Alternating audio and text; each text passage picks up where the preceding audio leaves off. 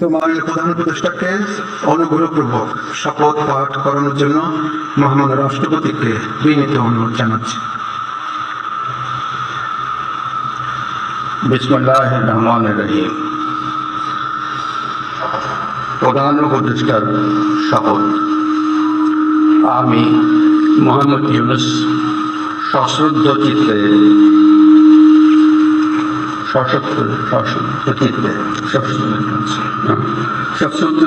শপথ গ্রহণ করতেছি যে আমি আইন অনুযায়ী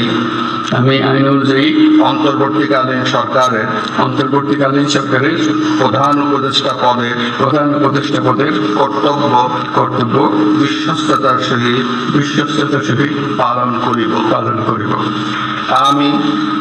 আমি বাংলাদেশের প্রতি অকৃত্রিম বিশ্বাস ও আনুগত্য পোষণ করিব। আমি সংবিধানের রক্ষণ সমর্থন ও নিরাপত্তা বিধান করিব।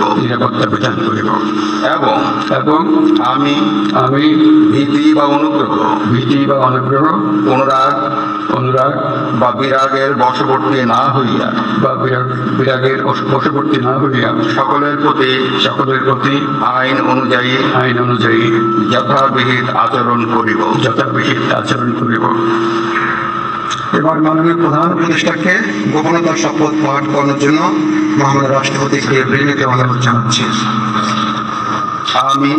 আমি মোহাম্মদ ইউনূস সশ্রদ্ধ চিত্তে শপথ গ্রহণ করিতেছি যে অন্তর্বর্তীকালীন সরকারের প্রধান উপদেষ্টা রূপে যে সকল বিষয় আমার বিবেচনার জন্য আনিত হইবে বা যে সকল বিষয় আমি অবগত হইব তাহা প্রধান উপদেষ্টা রূপে যথাযথভাবে আমার কর্তব্য পালনের প্রয়োজন ব্যতীত